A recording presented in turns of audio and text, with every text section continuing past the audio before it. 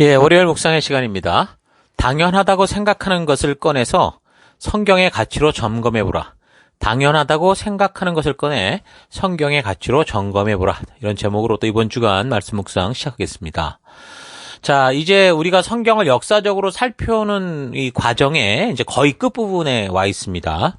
그러니까 유다서를 제외하고 이제 요한 사도의 글들만 이제 남았죠. 그러니까 마지막까지 꾸준함을 가지고 우리가 좀 이 성경과 역사를 잘 또 마무리해 나갔으면 좋겠습니다. 살펴보는 것을.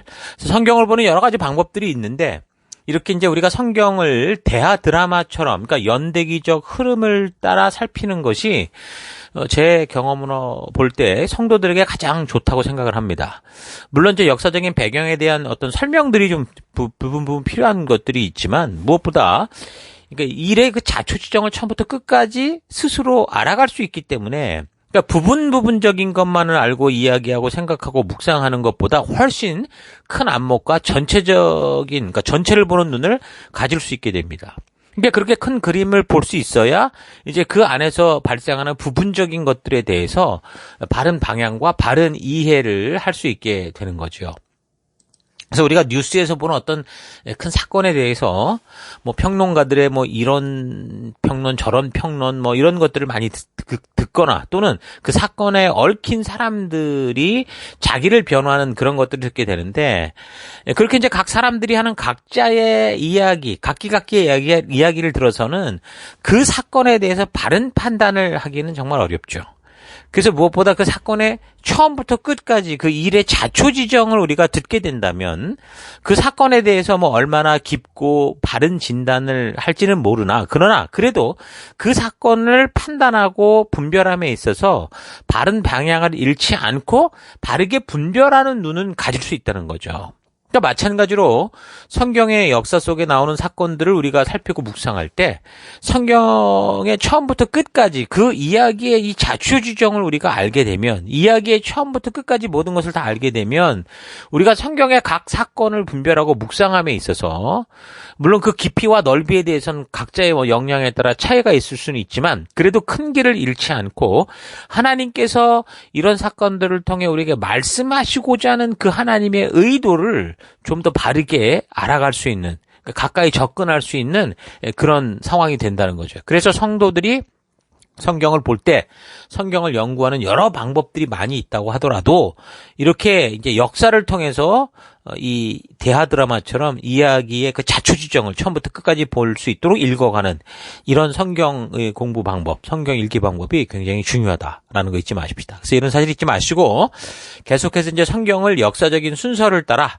계속으로 살펴나가는 우리가 되도록 하십시다. 그러니까 지금 이제 오늘 우리가 일반 서신을 다루기 시작하면 이제 다음 주에 한 번 더 다루고 그리고 이제 그 다음에 좀 지나가면 이제 바로 이제 계시록으로 이제 우리가 들어가기 때문에 이런 부분들을 우리가 좀 끝까지 잘 마무리해 나가는 시간들이 됐으면 좋겠습니다. 여러분들은 이 성경을 어떤 책으로 알고 있었습니까? 그 사람들은 대부분 자기의 무의식 속에 정의된 그 어떤 가치관을 따라서 모든 것을 인식하고 생각하고 이해하고 행동을 하게 됩니다. 그러니까 우리의 행동과 생각을 결정하는 이 가치관, 그러니까 모든 것을 바라보는 이 눈은 우리의 삶이 시작되면서부터, 그러니까 태어나면서부터, 아니 이전에 어머니 뱃속에서부터 이제 여러 가지 그 시간적 흐름과 사건과 어떤 그런 이 시간의 과정 속에서 자기도 모르게 습득되어지고 생겨나서 우리의 무의식 안에 우리 가운데 이제 잠겨들어서 이제 그 안에서 우리가 이제 반사신경처럼 이렇게 나오게 되는 거죠. 자, 그렇게 보면 이제 교회와 신앙에 대한 부분들도 어떤 가치들이 우리 안에 생기게 되는데, 그것도 이제 결국엔 그럼 내가 어떤 교회를 만났느냐, 내가 어떻게 예수님을 만났냐, 내가 어떤 교인들을 만났냐, 또 그 교회가 무엇을 강조하고 가르치느냐. 그러니까 이런 것들에 따라서 이제 이 성경을 보고 교회를 이해하고 하는 이런 가치관들이 생겨나는 거죠. 그래서 아무리 교회를 다닐 때 나는 좀 게을렀고 무관심했다 그렇게 말을 해도 심지어 어떤 사람은 교회가 미웠다 설교가 싫었다 이렇게 얘기를 해도 미운 정이 든다고 하듯이 그래도 꾸준히 같은 교회를 한 몇 년을 다니다 보면 그 미워하고 싫어하는 것 같은 공동체가 지금 추구하고 있고 그 목사님이 그렇게도 막 졸리게 강해하고 설교하는 그 강조하는 그런 그 내용이 우리 안에 들어가 있고 나도 모르게 그런 가치로 내가 형성되는 걸 볼 수 있다는 겁니다.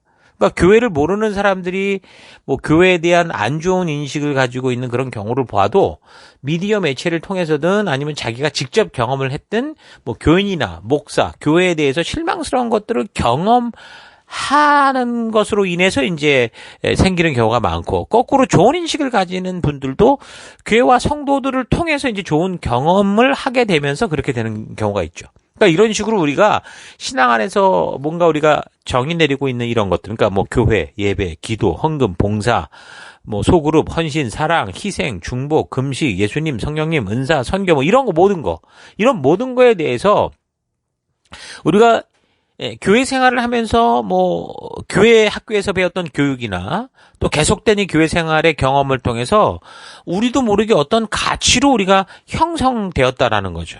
그리고 이제 그래서 그런 가치가 우리 안에 심어지고 익숙해져 버린 습관에 따라 우리가 모든 것을 바라보고 행동하게 된다라는 겁니다. 예를 들어서 하나님에 대해 많은 경우 이제 교인들이 교회를 다니며 뭐 설교를 통해 자주 듣다 보니까 하나님을 잘 알고 있다고 생각을 하는데, 근데 그동안 살아오면서 여러 삶의 이 경험과 터에서 배운 교육이나 실제적인 어떤 삶의 경험들을 통해서 나의 무의식 속에 신은 이런 존재일 거다라는 어떤 신관, 그런 어떤 안목이 생기는데, 그런 개인적 가치관을 따라서 우리는 하나님을 상상하고 하나님을 유추하게 되는 거죠. 그래서 많은 사람들이 하나님에 대해 이야기를 하는데, 많은 경우 보면 그 하나님이 이 성경을 통해 하나님이 직접 계시하여서 보여주는 그런 하나님이 아니라 그냥 자신이 어려서부터 인식해오고 그냥 그럴 거라고 막연하게 생각했던 어떤 신, 그러니까 자기의 생각과 기대를 따라 생긴 자기 기대 속에 있는 신을 성경이 말하는 하나님이다라고 착각하는 경우가 많다는 거죠. 아마도 누구나 이런 오해들은 뭐 크게 작게 다 있을 수밖에 없는 게 뭐 인간의 살아가는 삶의 모습이겠죠. 그래서 이제 우리는 우리의 신앙에 있어서 우리가 좀 바르게 정말 하나님 앞에 서고자 원한다면 무엇보다 지금 내 무의식 속에 이 현재까지 정립되어 있는 그런 어떤 가치들, 그러니까 성경을 그러니까 그런 가치들을 이 성경의 말씀에 확고한 이 기준을 통해서 바르게 점검할 필요가 있는 겁니다. 나는 이렇다고 생각을 하고 있는데 성경과는 전혀 다른 식의 이해를 가질 수 있기 때문이고, 나는 그렇게 무의식적으로 인식된 가치에 따라 생각하고 기대하고 행동하는 존재이기 때문에 우리는 이 말씀을 통해 분명하게 이것을 되점검해 볼 필요가 있습니다.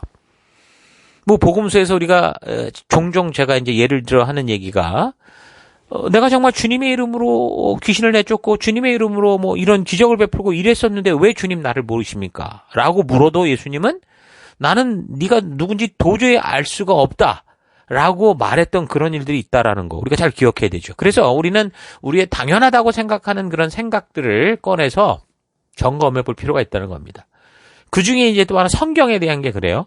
우리가 이제 이것을 이 성경이 뭐냐라고 정의하는 거에 따라서 우리의 신앙의 형태가 달라지게 되는 거죠. 어떤 사람들은 성경을 방언이다 이렇게 정의하는 사람이 있습니다. 그럼 방언이 되면 결국 방언을 해석할 어떤 해석자가 필요하죠. 그래서 특별한 해석자가 필요한 것이 성경이다. 이렇게 생각을 하는 거죠. 그러니까 보편적으로 이런 것들은 뭐 알든 모르든 일부러든 아니든 우리는 그런 사고가 어느 정도 있습니다. 왜냐하면 항상 설교를 할 수 있는 분은 목사님으로 정해져 있으니까 그렇게 생각할 수 있게 될 수도 있죠. 근데 이제 그런 것이 좀 더 확장돼서 뭐 성경은 방언으로 돼 있다. 그래서 이 방언을 해석함에 있어서는 특별히 은사를 받은 특별한 어떤 해석자가 필요하다라고 생각을 한다면 이게 이제 이상한 신앙으로 빠질 수 있다는 겁니다.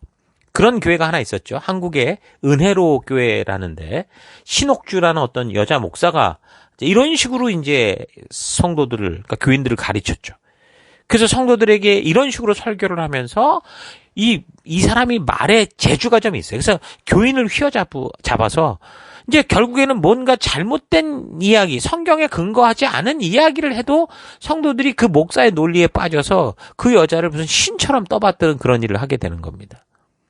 심지어 어떤 얘기까지 하냐면 이 말세에 대한 얘기를 하면서 피지, 그러니까 이 성경 우리 여기 근처에 있는 피지가 최후의 이제 이 인류 이 말세의 피날처다. 이런 식으로 얘기를 하게 되니까 한국에서 잘 살던 그 살림 다 챙겨가지고 가보지도 않았던 그 외국 피지로 막 다 도망쳐가고 거기에 지금 모여서 하는 그런 일들이 지금 있거든요. 그 목사가 설명하기를 성경적으로 악인들이 심판을 받을 때에는 대기근이 온다. 그러니까 우리 같은 가난한 교회가 마지막 시대 하나님이 기뻐하시는 구제할 수 있는 최적의 장소는 피지다. 그렇게 선택을 했다. 그래서 기근에 대해서 양식을 준비할 수 있는 가장 적합한 것이 바로 그곳이다. 이런 식으로 이 사람이 얘기를 했는데 이런 것들이 이제 일파만파 퍼져가지고 이런 일들이 이제 사회적인 문제가 되니까 그럼 피난이 아니라 선교라는 식으로 변명을 해가면서 막 그러니까 이게 정상적으로 보지 못하는 일들이 벌어지더라는 거죠. 근데 결국 이 여자 목사는 2019년 이 타작마당이라고 불리는 그 가혹행위를 막 했거든요. 성도들에게. 그 성도 폭행건으로 징역 7년 선고를 받았습니다. 이 타작마당이라는 게 뭐냐면 이 여자 목사의 주장에 따르면 귀신이 죄를 짓게 만든다라고 보는 거예요. 그러니까 이제 죄를 짓는 사람 안에는 귀신이 있다. 그래서 신체를 때려서 쫓아내는 그런 의식을 타작마당이라고 그러거든요. 그렇게 부르는 거예요. 그 사람들이.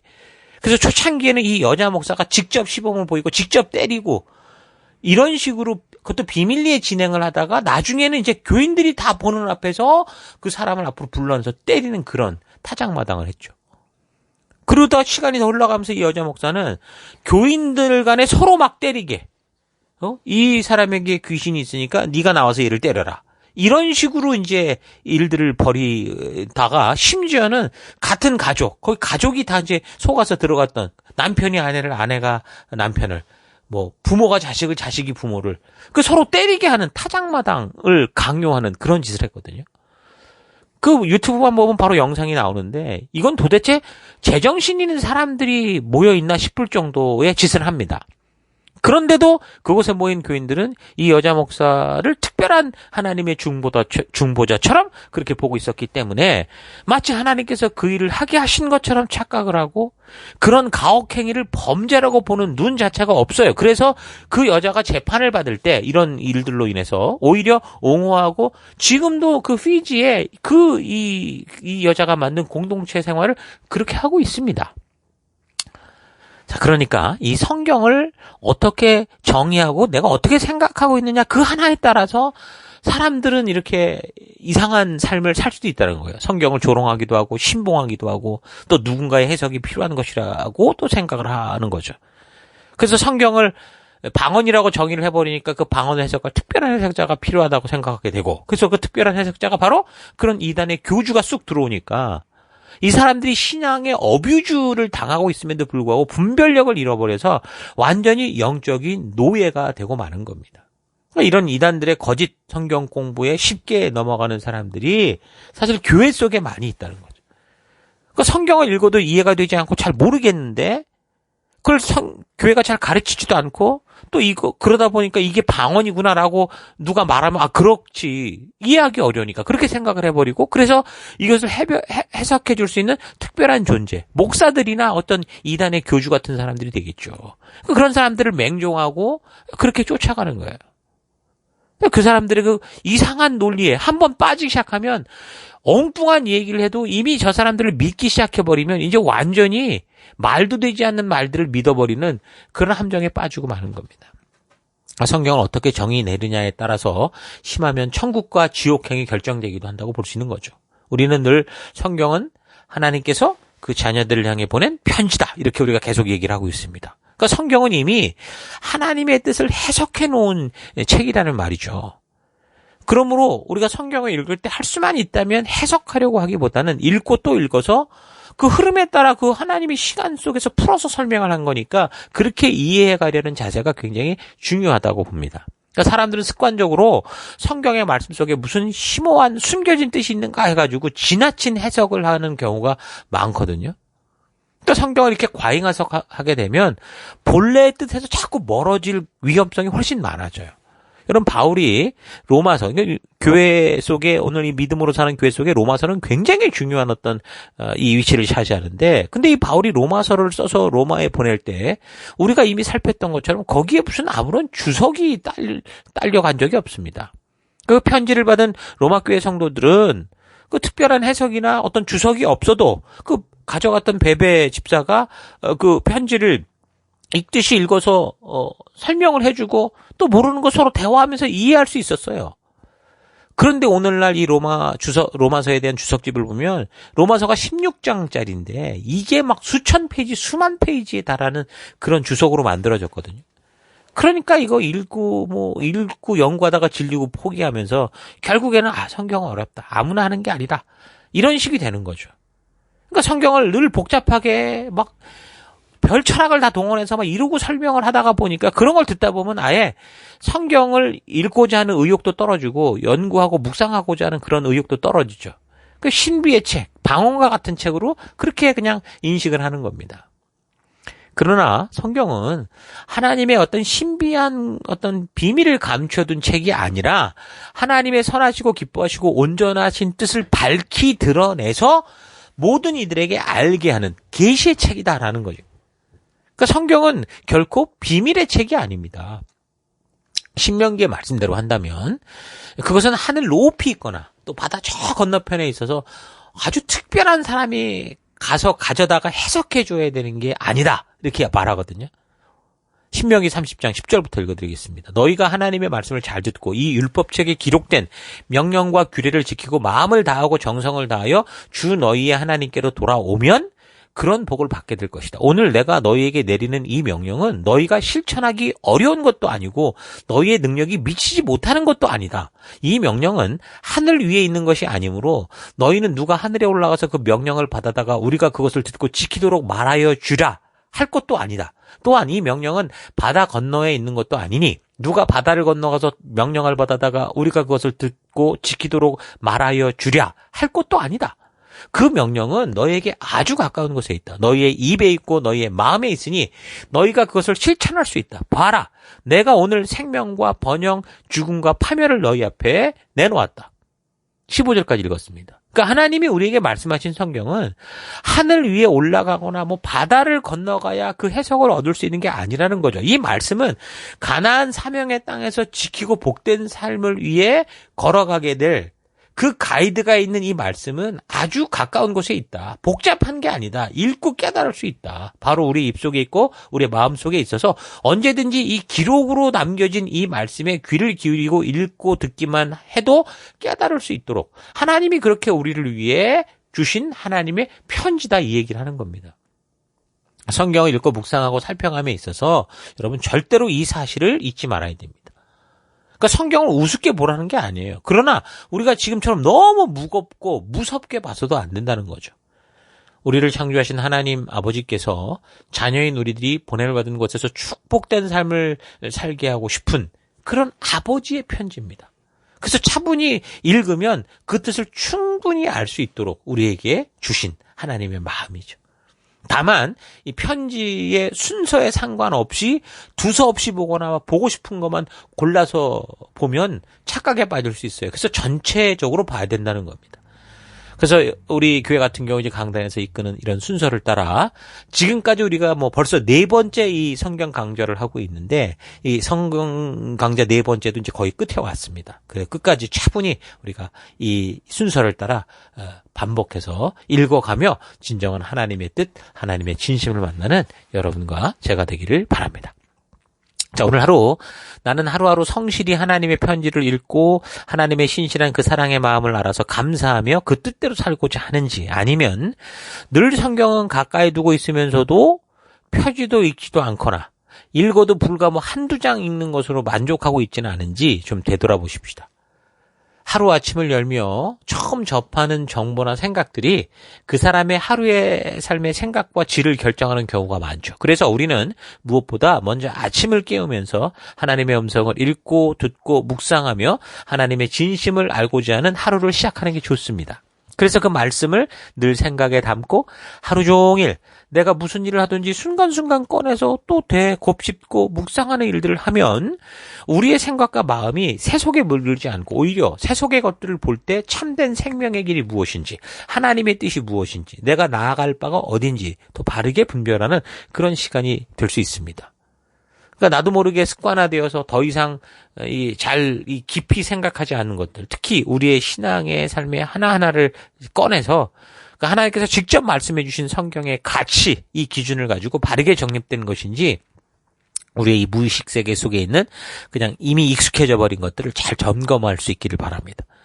사람은 무의식의 세계 속에 보관한 자기의 생각을 따라, 그러니까 익숙한 것을 따라 살아가는 존재입니다. 생각이 더 이상 필요 없을 만큼 습관화돼서 무의식의 공간에 자리 잡고 있는 나의 그런 익숙한 생각을 따라 살아가는 거죠. 그래서 우리는 우리의 생각을 점검해야 되는 겁니다. 우리가 당연하다고 생각하는 것들을 하나하나 꺼내서 성경의 가치, 이 기준을 따라 바르게 정립되었는지 올바른 해석으로 자리 잡고 있는지 점검을 해야 됩니다. 이 세상의 혼란은 기준이 없어서 생기는 혼란이 아닙니다. 다 자기가 옳다고 주장하고 자기의 생각과 욕심을 따라 자기의 이익을 위해 행하고 있어서 이 세상이 지옥 같은 거죠. 한 공동체에서 모든 멤버가 그 공동체의 약속을 따라 정말 성실히 살아간다고 생각해 보십시오. 아마도 그곳은 정말 천국 같은 곳이 될 수 있습니다.